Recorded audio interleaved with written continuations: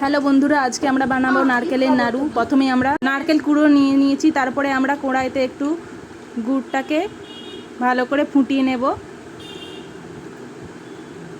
ভালোভাবে ফুটে যাওয়ার পর আমরা নারকেলের কুড়োটাকে ওই গুড়ের সাথে মিশিয়ে নেব।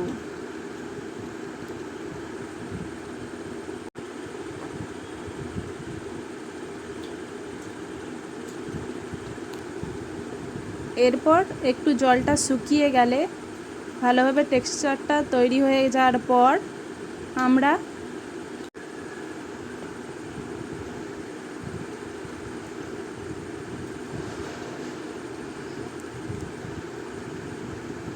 সেটাকে এবার একটা পাত্রে ঢেলে নেব।